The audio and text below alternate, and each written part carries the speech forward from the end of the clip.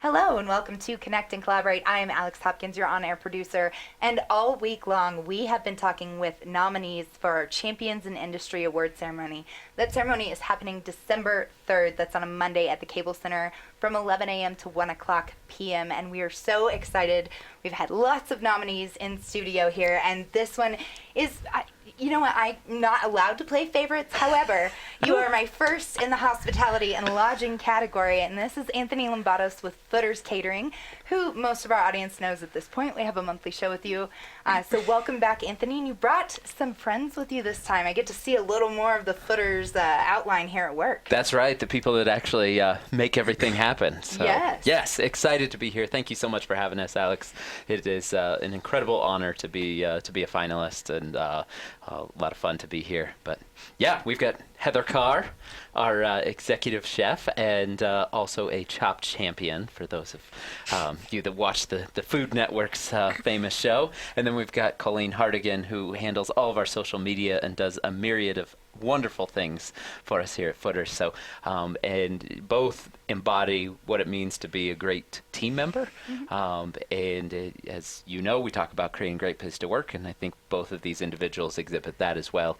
But also balance that with taking a lot of pride in doing exceptional work. And I think that that's something that we talk a lot about, the great place to work, but what we don't talk about probably often enough is how amazing of a job our team members do at the actual events we cater. So yeah. Well, welcome. And just to get this out there, you guys are in the hospitality and lodging category, as I said, but you're up against two kind of different entities. So Crafted Concepts, which is it's a wonderful woman who owns several restaurants throughout Colorado. Jennifer Jasinski, we love her restaurants, and phenomenal. Stiff competition for sure. Definitely. And then on the other end, we do have one specifically more tailored towards lodging, and that's the Westin out at Denver International Airport. We're not allowed to call it DIA anymore. They want us to go with DEN. Yeah, because it's the city code. Yeah. It wants to be more recognizable across the country. And I sort of get that, but I'm deep down, I'm always going to be a DIA girl. So yeah, some stiff competition, a little bit of not a roadblock per se, but maybe stiff competition. Yeah. Can you ask them when they're going to start doing like half pipe competitions I keep waiting for that too. The little arch thing there at the Westin. At the Westin, it just looks natural for them. Yeah, they're gonna move it from Aspen, the X Games, and they're gonna. Don't give him any ideas right now, Anthony. He could really be a champion in industry. Well, speaking of champions in industry, you guys have some really cool names, and I think this is something we've touched on a little bit throughout the series that you've got with us. But you are the coach. That's right. Yes. And Heather, though executive chef in the professional world, she is your culinary crusader, which is a lot of fun. And we have Colleen, again, who does your social media stuff and things like that, but Social Savant, which might be my favorite team name that I've heard. Yes, it's a great title. It's good, right? Yes. And so we do talk a lot about creating a great place to work, but let's talk about other reasons why you're champions in the industry. I mean, you even have a chop champion in-house to That's right. rely on there. Yes. So, I think the thing that we look at is we take a lot of pride in what we're doing. And Colleen, I'd love it if you talked a little bit about, MIBE Tribe and how that came about and what that means to us. Yeah, so MIBE came from, it's part of our mission statement, make it better every day. And we were sitting in Culture Club one day, and we were kind of like, we're the Love What You Do crew, but we wanted something a little more, I don't know, just like something better. And so we were like thinking about all of our mission statement, and the acronym came up, like MIBE, like what does that even mean? Does it mean anything? Like what does that rhyme with? And then all of a sudden we were like, tribe, it rhymes with tribe. And so we became the MIBE Tribe, and that's just who we are. I think that's just become like part of our everyday, and we chant after all of our meetings now. So, are you sure this isn't a cult? Honestly. We've been accused of that. Well, but it really is what embodies and makes our team so special, that they're committed to growth. And I think, Heather sees that where we are encouraging people to not just do the same thing we've done for 30 years. We're very fortunate to have that background and the tradition that, my dad started this company in 1981. But we don't want to do the same thing we did 30 years ago or even 2 years ago or even 6 months ago, we are always looking to figure out how we can make it even better. And so it isn't just something that's on the wall. It's something we live by. I think you've seen that in the kitchen, right? Yeah, it's something, with such a large operation that we have with more than just management meetings, we've tried to bring it into other parts of our operation. So in the kitchen every morning and afternoon, we open with a My Tribe chant and we end it. And yeah, the first time we did it, it felt a little weird and it maybe felt a little culty, but it gives an opportunity for everybody on our team to understand what that means to us. And sometimes it's even the brand new person that started that day gets to do it, so they understand like how important it is to our operation. That's cool. And all these little things, they add up. I think that's the misconception, that you have to, to make a big splash, you have to make a huge change and a big shift in what you're doing. And for us, we've seen that these incremental improvements we've made over time, all of a sudden you look up and you're like, wow, that's night and day to where that was a while ago. But I think that's all because of that focus on, let's just do small things every day, and eventually it's gonna really be impactful. Well, and I would imagine that being able to constantly evolve in the hospitality center is really tough, because a lot of people like tradition, right? A lot of people like to have a home cooked meal and it feels good and it reminds you of your family and things like that. So to make sure that you're constantly evolving in this world where people want you to stay the same has to be a bit of a challenge, right? Oh, yeah. I'm going to let Heather take that one. I actually, this is interesting. We have a client who got married, or was getting married in 3 different locations, and one of them is Malaysia, and her parents are from Malaysia. And I actually was on Skype at 7 o'clock in the morning on Monday, learning how to make traditional beef rendang from Malaysia. It's 10 p.m. there, so I think it's things like that we do make us go the extra distance. It's something that no other caterer is probably going to FaceTime somebody's mom at 7 in the morning, but it's stuff like that sets us apart and makes us, a little bit more custom than some other people. Yeah, so you had a nice balance there of the traditional, right? You're working with the family. That's beautiful. Yeah. Yeah. So when is that? Can I crash that wedding? I'm in on that too. Yeah, it's in March, so I got a couple of months to figure out how to make it just the way that Mom made it. Which is awesome. a big deal. Which is a big deal. Yes. Cool. You mentioned Culture Club, and it was something that slipped out, and I don't know exactly what that is. I don't know that you've talked about Culture Club on here. So what is Culture Club? Yeah, so it's 5 individuals, and it's actually all of us from different areas of the company, which is cool too, to get that side of perspective there. So yeah, we're more than just party planners. We That's right. And we don't just clean up in the lunchroom either. No, so we kind of get together and we try to make unique events for our team. So we do an awesome lip sync battle for our Christmas party. Have you not talked about that? That I did hear about. really? Yeah, that one I did hear about. Okay, cool. Yeah, we try to do quarterly events where our team can all get together and take a break from work, but enjoy each other's time outside of work too. So we do Summer Olympics. We do a pumpkin party every October or so. But yeah, it's well, and to what you said, it's more than just the parties. I mean, the Culture Club really is focused on 3 things. It's building relationships within our team, because we feel like when we know each other, we're going to trust each other and we're going to work better together. It's recognition. So we have an amazing team that does great things. How do we do things that recognize the work of our team? And the last one is fun. So that's the parties that we plan. Yeah. But we really want to try to weave those 3 things into everything we do. And so even we on this kick of 30-day challenges, and in November, the focus is on gratitude and giving thanks. And so there's a challenge of 5 different requirements that you have to do over the course of the month, and anyone that completes those gets put in a drawing. And so it's here, tell them what it is. Yeah, we're doing a daily gratitude challenge where we have to fill out a card that says I'm grateful for, and think about the last 24 hours, not just all right, I'm grateful for my mom and my dog, and it's it's something things. It's family a thoughtful, so we've been posting those for everyone to see, which is great. And then the 5 things are monthly. So it's donate a couple hours of your time, or something, donate. Volunteer your time. You're right, yeah. And volunteer your time and then donate something. So you could donate blood, or we actually had a girl that just chopped her hair off and donated it. It was awesome. Yes, really cool. But yeah, and then a couple other things that really just... 3 random acts of kindness, and 3 letters of gratitude, There you go. handwritten letters of gratitude to somebody. Oh, that one I believe would have to be probably the toughest, maybe for the younger crowd that you've got there, the under 25. The might have an handwritten. issue with that Handwriting. one. Right? Yeah, that's I actually make it a point to write a letter to a relative every year just to tell them how thankful I am. Yeah, that's awesome. Yeah, it's That's, one of my favorite things. But like, yeah, we're trying to like train our brains to do that like naturally, you know, instead of just doing it because of the challenge. Like you're doing it because that's who you want to be and who. yeah. So, yeah. And these are fun things that the Culture Club puts together. Yeah. And is really thoughtful about how we do those things. Yeah. Yeah, that's awesome. So at the end, though, of this daily tally, so that will be tomorrow, actually, is the 30th. So what happens at the end of this? You get put in a drawing, and then... Yeah, and then we'll have fabulous prizes. He's the king of prizes. Okay. Yes. Yeah, I heard about your catalog, so to speak, right? Oh, we've got the Jimmy Buck, but we also have the Jimmy prize Bucks, yeah. wheel, the swag store. You can actually see that online. But we've got our prize wheel, which we change that up all the time, and then we'll go out and like get gift cards and different fun things that kind of relate to whatever the challenge was.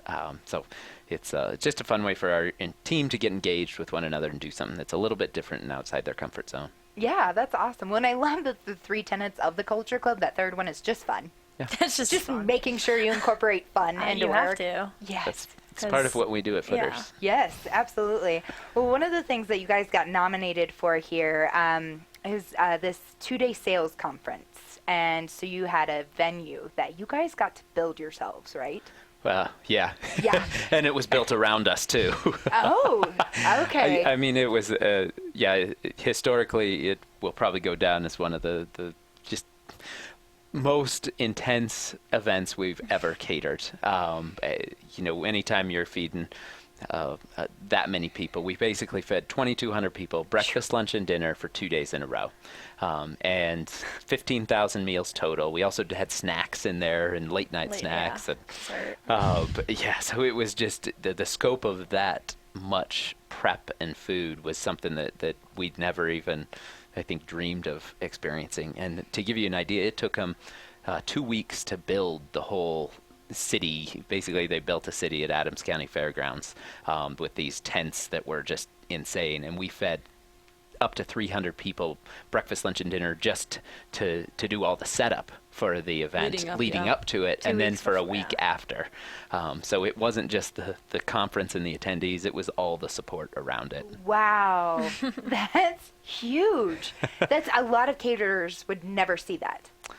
Yeah, it was a unique opportunity for us, and from my perspective, we actually questioned it, and we talked about it, with our leadership team of, is this a good idea? We were heading into September, which was one of our busiest months to begin with, and I was floored with how much everybody rallied around it, and was excited about the challenge. And I think that speaks to who we have as team members at Footers and the pride they take in wanting to take on a challenge and not shying away from it and saying, no, that's too hard, I don't want to do that. They really stepped up to the plate. Yeah, and to speak to Anthony's truth about that, it took the entire team to make that event happen. Anthony was in the freezer for several hours making and bagging ice cream sandwiches, and there wasn't a single person on our team, regardless of what their original responsibilities were for that month or normally, everybody kind of just said, what do you need? What do we need? And this is happening at 2 or 3 o'clock in the morning, people still staying around. So it took the entire village to make it happen, but there's no way that we would have wanted to do anything different than what we did. Yeah. And that you talk about that. There were times where we were trying to create ways for it to be easier for our team, and they actually pushed back and said, no, we don't want to compromise any of the quality of anything. We want to make that ourselves, and we're not just going to buy that. We're going to actually do this, and we're going to take this step. So, yeah, ice cream sandwiches was a big one where it was like, you guys want to hand make the ice cream, the cookies, bag them, like stamp the bags. It's like, okay, if we're committed to that, then I'm all in to helping. I was so impressed with your team, Heather, with that. Like, it was literally all custom menu items. Like, this was not things that were on our menu normally. And I remember I wasn't like in the position that I am in now, so I didn't know a lot about the event leading up to it. And then like on site being like, what is this menu? I've never even seen it before. Heather's like, oh yeah, we made it from scratch. Like, we did this like for this amount of people, but we still wanted to make it great and unique, and that was like, I was impressed. Yeah, and also, I always consider catering, kind of gets a bad rep, the chicken, the wedding thing, but I'll tell you, we're the Navy SEALs of the food industry, so not many people could, essentially build a kitchen out, on site and execute things, and, we had 40 or 50 people showing up at 4 o'clock in the morning and not leaving until later that night, and everybody had a smile on their face the entire time. It was dusty, it was not even great working conditions, but we didn't leave, we slept there. Yeah, we actually we slept in RVs. That's right. We got 3 RVs, and there were a handful of us that just said, we're going to be ending at midnight, and we're going to have to be back the next morning at 4. There's no point. Yeah. We're just going to stay here. That's amazing. Well, and it speaks volumes about your team, and you even said this, that everyone was willing to do this and be on board and be excited to do it. I feel like that speaks a lot to your company culture, the creating a great place to work that you do. Not only do you preach that, it's shown in your teamwork with your employees and your teammates, as you lovingly refer to them most of the time. He doesn't call you guys his employees. He calls you his teammates 100% of the time. Well, he's the coach, so. Yeah, exactly. We're a team. It's my team. Yeah. And I think that's beautiful. You don't always get that in the hospitality setting, even in the catering world. As close as you can get with your fellow employees, your fellow teammates, there's always that one maybe bad apple that's going to be like, nope, I'm out, done, I don't want to do this, I didn't sign up for this dusty bowl and sleeping in an RV. Yeah. Yeah. They don't last it. Yeah, those people don't make it past orientation. We wean those people out. Do you guys have like a strongman competition that you do when you first hire somebody? Just like, what can we throw at them? We should. I hired somebody today and let them know that, December from, we basically do events 3 weeks leading up until Christmas, and a lot of the events that we're doing, in the couple of weeks are people that we've been working with for 10 plus years, and these people have high expectations, and they keep coming back to us because they know what to expect. And then we have people starting on our team who we just hired this morning, and we're talking to them about what it looks like, and instead of them being afraid, they're excited, and that's the kind of people that we know belong at Footers, because we thrive when we're busy. We thrive when we have a lot of stuff going on, and that's just the way that all of us people work. Yeah. It's true.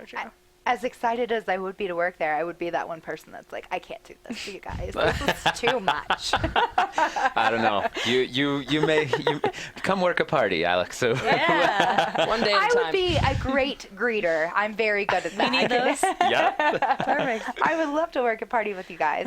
But obviously this was a really great outcome for you guys. So you went, you worked hard. What came about for this for you guys? I mean, yeah, just national recognition, I think. We won the ACE Award that year. No, but I think to your point, our team took so much pride in that. And when you think about any other challenges that came our way after that, paled in comparison. Yeah. And things that other people were like, oh my gosh, I think this is going to be difficult. Do you think you can do this? Our team was like, oh yeah, no problem. Yeah. We did 15,000 meals in 2 days. We got this. Mm-hmm. So the confidence of our team, I think that was really a huge thing that came out of it. The cohesiveness, I think, was another piece of it, that when you're in the trenches with people doing an event like that, there's a lot of we can kind of look to one another and be like, yeah, we survived that and we did that together. And so I think that was another thing that we had. But yeah, to Colleen's point, we were nominated for a national award, best multi-day event, a finalist among 3 caterers for all across the country, and actually world, because it's a competition that I think it was a caterer from South Africa that ended up winning, but to be in that conversation is pretty remarkable. Yeah, absolutely. I love that the mentality afterwards was like, oh, you have a guest list of 700. It's fine. Yeah, I mean, we've got that. Our capacity grew. I mean, the event itself was, I thought, very successful. I think we put ourselves out there and we got a lot back from it. But I think as a team, we now know that we can say we can do a lot more than even we thought we could. And it's not something that I think anybody individually would want to take on. But as a group, when we sat down with April and Anthony, it wasn't, are you guys afraid? It's, let's do this. Like, when's the next time we're going to get an opportunity to do something like this again? And the answer is probably never, because it's a traveling sales conference. But how great to be able to cook pizza for Macklemore. All Macklemore wanted to eat on his event rider was pepperoni pizza, while we're feeding ramen to 2,200 people. There was just so much diversity in what we were trying to get done, and everybody got an opportunity to step up and really do something new. That's amazing. How long did you guys have to prepare mentally before you started getting not food preparation? Well, this is the interesting part. It was a really quick turnaround. For a number of reasons. But, we really only had about a 6-week lead time on when we found out we were getting the event and when it was going to take place. So that was, about as, I don't know if we could have done it in a shorter period of time, because everything that went into, things like space. We didn't have space in our, for all the dry storage, so we had to convert our lunchroom into, dry storage. We had to, get refrigerated trucks to be parked in our lot because we were out of refrigeration space doing all the prep for this. There were all kinds of logistics that had to be thought through, and that started early on. That 6 weeks, right when we figured it out, but we were able to make it happen. So well, and you had wonderful outcome. You got wonderful teamwork that pulled through out of this. So what's on the horizon for 2019? How many more competitions? Are we going to do one of these every 6 weeks? What's up? If it comes our way and somebody knocks on our door, we'll definitely entertain that. I think for us, our commitment has always been, we talk about it all the time, and it sounds cheesy, but it goes back to our mission. Love what you do, make it better every day, create exceptional experiences for our clients and their guests. And that guides everything we do as a company. So we're not out to just, grow and do as many, as much revenue and as many events as possible. If we want to grow, that's got to fit in the confines of what we're doing. And so that make it better every day could be on so many different levels. And so I think that as a company, we look internally every year at where the areas we want to improve, how can we get better, and what's that going to be. So for 2019, we already have a lot of events on the books, which is awesome, but I foresee, 2018 was such a great year where we focused on a lot of different initiatives. And so for our strategic planning, which will be happening in the next couple weeks, we'll really be diving into what we're going to focus on in 2019. But overall, those things don't change too much in terms of who we want to be as a company. Mm-hmm. Yeah. So I know one of the things that you make your team do every year is write down their goals, right? Uh-huh. Yeah. So do you two have your goals ready? Do you have a snippet of that? I have the longest goal list I've ever had. It's not really a list. It's just kind of when I think of something, I'm like, oh yeah, I gotta put that on the list for next year.